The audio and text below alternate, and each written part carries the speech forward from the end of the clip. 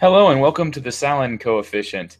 In this series, I take a look at some board games, and I'm going to be looking really in depth into how they will impress upon their audience in terms of their gameplay and how deep it goes, how wide the gameplay is, and how long the game will go. So the Sallen Coefficient refers to the relationship between a game's depth and width to how long that game goes and how much it keeps you entertained throughout. That's something that I find very important. And instead of just saying this game is really fun, you should go buy it, I'm going to tell you what it is that I like or dislike about games and try to keep it to something that you can actually quantify and see whether or not my opinions are going to be the same as something you would be interested in. So anyway, hopefully that's helpful to you. Today we're going to be talking about this game right here. If you haven't figured it out yet, it's Saint Petersburg. I'm holding the box to the second edition right here. Saint Petersburg has been around for quite a while. 2004 is when it was originally released by Bernd, Brunnhofer and Karl-Heinz Schmiel. Karl-Heinz Schmiel has done a few other games. He had a little bit of fame going at throughout the early 2000s, and especially for a game called Die Macher, I believe was a game that he was very instrumental in. I believe he designed it. Anyway, it was released quite a long time ago, back in the 80s, and it was really far ahead of its time. So anyway, let's talk about St. Petersburg and how St. Petersburg is, whether or not it's still relevant in today, in the gaming of today, or whether or not it's something that's still an interesting little piece of history if you go back and try out, considering it is about 13 years old now. First of all, let's talk about St. Petersburg's components. As you can see here, the box is a fairly standard Euro box with the artwork that has been redone in the second edition. The artwork has been a source of criticism because this artwork is seen as being fairly drab, regular, what you'd expect run-of-the-line Euro artwork. The original game had a very cartoony style that to many was charming, and it was to me too. I really did enjoy the artwork of the original game, and this version is very absolutely sufficient, and it does what it's supposed to do, but it doesn't really have that identifying charm to it that the original version had. It's artwork though, so we're going to talk mainly about the game. Other components you'll find here are an awful lot of these little cards that look just like this, and they are small. My first experience with the game was, man, I wish they had made these bigger cards, but then I realized that it's very purposeful that they're this size because you're going to be making a tableau and you will have a ton of them in front of yourself. So they are nice. In this edition, they're nice, have some really good finish on them, and I do quite like the artwork that's on the back of the cards in this edition. I think it looks really nice. The board itself has been redone, and I think it is... The original board was quite Spartan, but the colors here to me are just drab, and I'm not a big fan of them. And it just repeats the artwork there. You can see that it has a second side of the game board. For those of you that have only played the first edition, this is something new that I'll be addressing in this review. And the other components, for the most part, the wooden pieces are about the same in both editions. I do quite like the wooden components in this game, especially these nice little gold round trackers. Not just round trackers, but a phase tracker. The first player in each phase is going to get one of these for what phase they're in, and I think they work quite well. Other tokens in the game are fairly standard cardboard. I'm not a big fan of the artwork and notation on these new things, but there's quite a bit of extra content that's been added to the second edition. I'll talk about that a little bit later.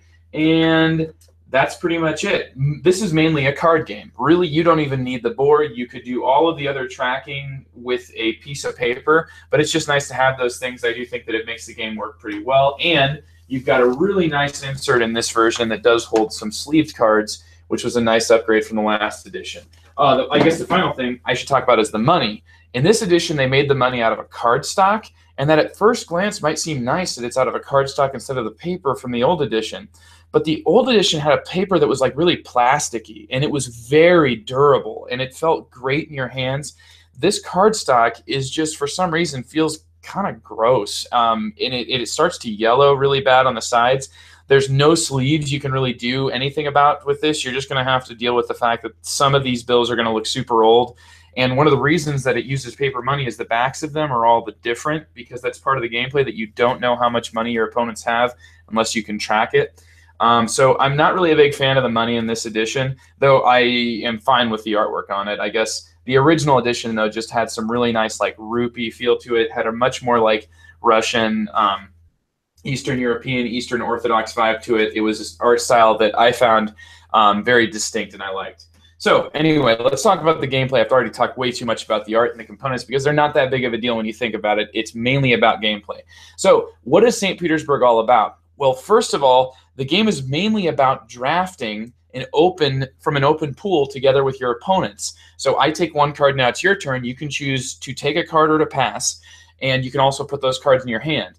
What I really like about this system is that you are looking at your opponent's tableaus, you're thinking about what your opponents could really need, and you're just sitting there trying to remember how much money they had. It's something where there's a lot of open information in this game, and the way that you're drafting those cards, you're going to have to manage your money really early on. Usually the first round of the game, when you're going to be getting cards that give you income, it's really scripted. And that will continually keep happening throughout the game just because of the nature of the open draft. There's so much open information that you can just look down at those cards and it's totally scripted. You know who's going to take what. You can just kind of math out, if I take this, I'm going to end up with this. I want to make sure I have enough money. So there are some decisions in that aspect. But in the first round of the game especially, it can be really frustrating because you're just like, well, if you're in second place and the first player gets a really cheap income card and you end up with a more expensive one, you're just kind of a little bit of a disadvantage for that part of the game. So the thing about that open drafting, though, that is most interesting to me is that you are not just taking cards for right now and for your benefit right now. One of the most important things in St. Petersburg is knowing what cards you will need in the future or knowing what cards you want to have available to yourself. You're trying to set collect with these noble cards, and so you always want to have access to noble cards, but you have to sort of make space for yourself by taking cards you might not need at that time and then putting them into your hand. Your hand limit is only 3, which means you're always going to be making tough decisions. Well, not always, but you're going to be making some tough decisions, especially if you get some expensive cards that come out and you want those cards. If you take them early, it can be devastating to your economy. But if you can get those into your hand's going to clog up really quick. And it's something that just tends to happen in St. Petersburg. You end up with 3 cards. And you're stuck on those 3 cards. At the end of the game, you're going to lose points if you don't get rid of them. So I like how the game does simple card management, this open card drafting, and most of all, after you've gotten a chance to become familiar with the game system, you know that it's not so much about what's out right now, but what you're making space for in future rounds. Very, very cool. I also really like how the rounds are sequential. So there are different styles of cards. Some cards give you money, others give you points, some give you points and money, and you're trying to set collect. And then the fourth one is just upgrades to everything. And generally, you're going to be wanting to buy the specific cards that are there in their own phase because they will produce at the end of every of those phases. These upgrade cards are really nice, but they never have a production. So you got to be careful. A lot of times you get this great upgrade card that you really want, but you don't really want to play it right now because you need that money going into the next round to be able to get more income cards. Cards will also slide down into a discount row.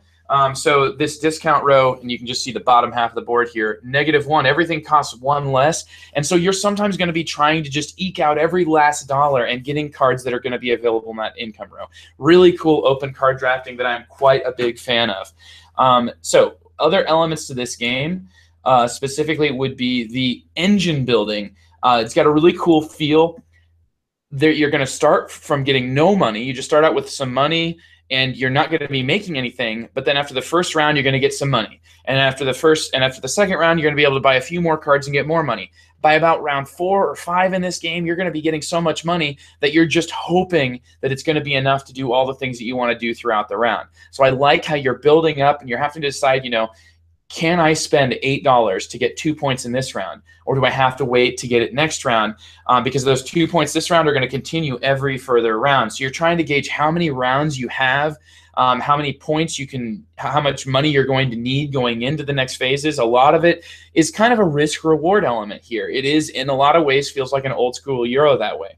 So the 2 main elements, though, that I enjoy about this are that open drafting and the sort of the evolution that you'll see as you play that becomes less about what's there and more about what's going to be there. That's one thing I really like. And then the other thing is just that your engine building. You're building up this really cool engine, and you're making a lot of decisions to tweak that engine and give you whatever it is that you're anticipating you'll need. Of course, it's really simple, though, because it's just points and money. Specifically dealing with the depth in this game, it is exactly what I just said. It's an engine builder where you're getting money early on, and once you're sufficient enough for money, then you're trying to find the most efficient way to get yourself points. The game has a nice discount feature where you get $1 discount for every identical card like that you already own. So you're kind of incentivized to try to get multiple cards of the same type, and that will influence what cards you take in what order in the open drafting rounds. Something that I quite enjoy. But it never gets to that next level. Everything is just like, well, this card is worth this many points for this many rounds, or it's worth this many points at the end of the game because you're trying to set collect specifically with your noble cards. So it's really not that deep of a game. It's mainly just money early, points later. That sort of Euro engine. When do you turn that switch? Just like in Dominion, when you turn that switch from making lots of money to then buying the provinces and racing to the end of the game. That's really what St. Petersburg does very well. The weight of the game, though, has been sort of modified a little bit in this new edition. You can, of course, play St. Petersburg the same way that you've played St. Petersburg before if you're a familiar player, or the classic way. And the classic way has actually been tweaked just to reflect that some cards are a little bit more powerful than others. I play the game a lot online, and it's the old edition. When I go to play this game in person, I can totally see why they chose to make certain cards specifically. Like there's a card called the Judge that was just super good if you got it early. Now they made it a little bit worse, cost just $1 or $2 more, and it makes it for just a little bit better balance. So I like that they did these just really small minor tweaks, and you can just play the game the way that it used to be. Also, though, they added a new phase called the market phase. What the market phase adds is basically just more ways of getting points, and it's like an area majority scoring. It feels very consistent with the original St. Petersburg, but it doesn't really add anything necessarily new, albeit for one little exception, and that's that the shipbuilder cards were kind of an underpowered income generator in the first edition of the game, and this now gives a relevance to those shipbuilder cards. I like that, but I don't like one thing about the market row, and that is that the market takes a little bit longer. The game is like 1/4 longer than it used to be now because you have another whole phase to get through. And this phase especially can depend on what players have what cards at what time. So you're really looking at your opponents more, and it tends to make that phase just a little bit less, I don't know, it flows a little bit less consistently than the rest of the game. It can kind of lock up a little bit. Some of that might just be that it's kind of new to most of the people I play with, but I'm not a huge fan of the market for that specific reason.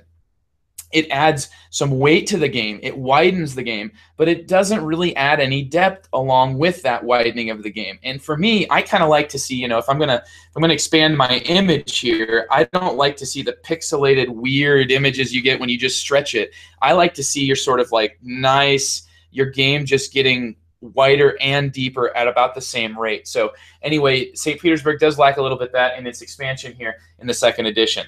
There's a bunch of other little modules. Some of them are similar to ones that were included in an original expansion for the base game, and those ones I can pick and choose cards. I do know that the cards and the rules say basically play with whatever cards out of this that you want. We suggest this group and this group, but hey, if you like this card or don't like this card, then don't worry about it. Just play with whatever you want to.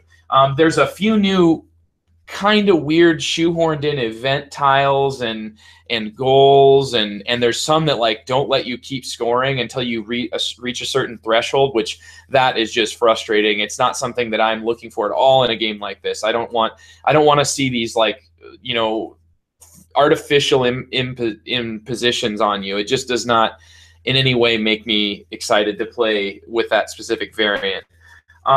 There is a little bit of There's one of the variants that adds these cards that'll shift around that kind of like make you want to time your purchases with certain cards in certain rounds. But it just adds another aspect of like, I don't know, it seems a little bit less even and consistent. It seems like it's just one more thing that you can feel like, well, I got screwed because I got this in this round. So anyway, the specific modules are mainly kind of small and inoffensive. They're not shoved in your face in any way, but I don't think they add that much to the game. And like I said, the market, not too hugely deep, more of a widening, and I'm not that big a fan of expansions that just widen the game. All right. Let's talk a little bit here, though, about the randomness in this game, because that can be a make or break. And when I'm saying randomness, I'm talking about generally not a random variable setup. We're talking about sort of an output randomness that you don't have much control over. And it's something that does occur in St. Petersburg. The output randomness here is generally in the form of what cards are dealt out. When you say, like, when I was talking about freeing up space earlier, you're going to be like, okay, well, I'm going to get a first crack at 3 of these, at the best of 3 of these cards of the specific type that I want. And if those 3 cards come out and they're just not what you're looking for, it can be really frustrating, especially since you're trying to set collect.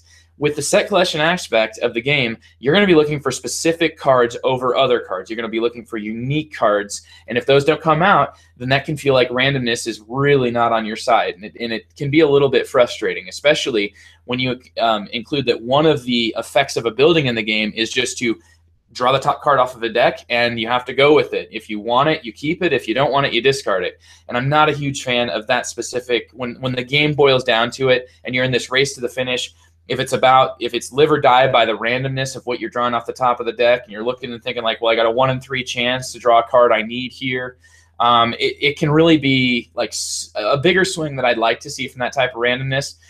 However, that being said, this is an old school design, and it's something that I feel like I'm more tolerant of, just because it's not that deep or wide. It's not a long game.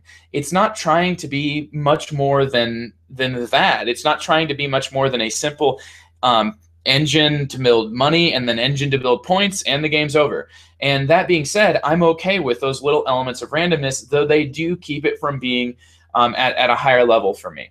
So let's see here. The final comments I have about St. Petersburg are about how long it can go. And this is where the game can vary quite a bit. The game is much more chess-like at 2 players, 3 and 4. And with the expansion, you can now go to 5. I'm not going to recommend that per se, but I do think that the game can play 5 okay. But it just, less things are in your control and more things will be impacted, especially if you got players that are inexperienced. That's not, of course, a problem for everybody, though. I do think that the game, if it goes over an hour, outstays its welcome. And that has happened when I've been playing this game quite a bit. You'll end up in situations where the end of the game is just not coming like it should be, like it feels like it should be. You've got rounds that are taking longer than they feel like they should. People will have cards with abilities towards the end of the game, and it can get a little bit draggy. I do really, really like St. Petersburg, and I think that its length is just about right, but there's been occasional experiences where I feel like it's gone just a little bit longer than what I would like it to be. That all being said, the Sallen Coefficient for this game is a 7 out of 10. That means I think that you should absolutely try St. Petersburg. It is definitely worth your time. It is not going to waste much of your time here, and I think that it's very clean and has like a bit of a timeless yet somewhat old school Euro feel to it. My own opinion of the game, not the Sallen Coefficient. I know that might sound strange that the Sallen Coefficient isn't just my rating. My own opinion of the game is actually quite higher than my coefficient that I'm giving to this one, because I don't know what it is. It feels like to me like a simplicity done incredibly well here. And I don't know why I look at the cards and I see more there than just this one costs $9 and gives you 3 points. I don't understand why I specifically have such an inflated opinion of this game. But hopefully the coefficient helps you in making your decision of whether or not you're going to check out St. Petersburg. That's been the Sallen Coefficient. I'm Joe Sallen. Catch me on the next one.